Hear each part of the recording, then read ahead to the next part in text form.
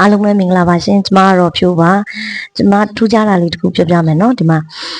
ပထမဗီဒီယိုမှာတော့ဖြိုးငွေကြေးနဲ့ပတ်သက်ပြီးတော့ဗောနော်ကိုယ့်လက်ထဲကိုငွေဝင်လာတဲ့ငွေလေးတွေနည်းနည်းများများဝင်လာသမျှငွေလေးတွေကိုဖြိုးတို့ကကိုယ့်စိတ်ထဲကလာတဲ့စိတ်ရင်းအမှန်နဲ့တန်ဖိုးထားပြီးတော့ချစ်ပေးရမယ်တန်ဖိုးထားပြီးတော့ကျေးဇူးတင်ပေးရမယ်လို့ဖြိုးပြောခဲ့တယ်ဗောနော်အဲ့ဒီသဘောတရားအတိုင်းပဲဖြိုးတို့ကိုစားစေခြင်းလို့မုံလေးတွေပဲကြွေးကြွေးဖြိုးတို့ကိုသုံးစေခြင်းလို့လက်ဆောင်ပစ္စည်းလေးတွေပဲပြည့်ပေးဘာလေးတွေပဲဝင်လာသေးသေးကြီးကြီးနဲနဲများများဖြိုးတို့ကတန်ဖိုးထားပေးရပါမယ်အဲ့ဒါဥပမာကွယ်ဖြိုးကိုတယောက်ကနေပြီးတော့ချိုချင်းလေးစားစီခြင်းလို့လာကျွေးတယ်ဆိုရင်တောင်မှဖြိုးကဒီချိုချင်းလေးအပေါ်မှာပေါ့နော်ချိုချင်းလေးညငါစားဝင်ရတဲ့အတွက်ကျေးဇူးတင်ပါတယ်ဆိုပြီးတော့ကိုယ့်ရဲ့စိတ်ရင်းအမှန်နဲ့အဲ့ဒီချိုချင်းလေးကိုဖြိုးတကယ်ကျေးဇူးတင်ပေးတယ်အဲ့ဒါလိုပဲလာကျွေးတဲ့ပုံကိုအပေါ်မှာလည်းဖြိုးက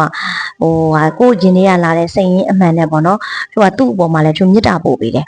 ပို့ပေးတယ်ဆိုတာလာဒီလိုမျိုးကျွေးရတဲ့အတွက်သူကျမ်းမာပါစေချမ်းသာပါစေဒီထက်မကကျွေးနိုင်ပါစေနှလုံးစိမ်ဝဲအေးချမ်းပါစေဆိုပြီးတော့ဖြိုးကတကယ်စိတ်ရင်းအမှန်နဲ့ပုဂ္ဂိုလ်အပေါ်ကိုလာပြီးတော့ကျွေးတယ်ပုဂ္ဂိုလ်အပေါ်ကိုလည်းဖြိုးကမြတ်တာပို့ပေးတယ်အဲ့ဒါလိုပဲဖြိုးရဲ့သုံးစေခြင်းလို့ဘာလေးပဲဖြစ်ဖြစ်လာပေးလက်ဆောင်ပစ္စည်းလေးတွေပဲပေးတဲ့ပစ္စည်းလေးတွေအပေါ်မှာလည်းဖြိုးကတန်ဖိုးထားပြီးတော့ကျေးဇူးတင်တယ်ခုနကလိုပဲပေးတဲ့လူကိုလည်းဖြိုးကတကယ်စိတ်ရင်းအမှန်နဲ့ဖြိုးမြတ်တာပို့ပေးတယ်အဲ့လိုလေးကိုဖြိုးသတိထားပြီးတော့လုပ်ကြည့်တာပေါ့နော်တစ်နှစ်ကျော်လောက်ရှိပြီအဲ့တစ်နှစ်ကျော်တဲ့ဟာကျော်လောက်ရှိတဲ့အတော်တွေမှာလေတစ်ခါနှစ်ခါလုပ်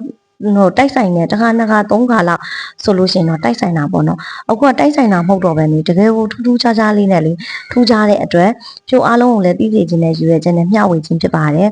ဥပမာကွယ်ဖြိုးတစ်ခုခုဒါလေးစားခြင်းနေပြီဆိုလို့ရှိရင်အဲ့ဒီပစ္စည်းလေးကအဲ့ဒီစားစရာလေးကဖြိုးရဲ့ရှိကိုစိုက်မြက်ရောက်လာတာတို့တစ်ခုခုလေးဖြိုး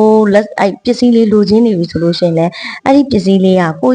လက်ထဲကိုစိုက်မြက်ရောက်လာတာလို့ကိုယ်တငယ်ချင်းလက်ဆောင်ပေးတာပဲဖြစ်ပေါ့နော်အဲ့လိုမျိုးလေးတွေကိုခဏဖြိုးအဲ့လိုမျိုးလေးတွေစပြီးလုပ်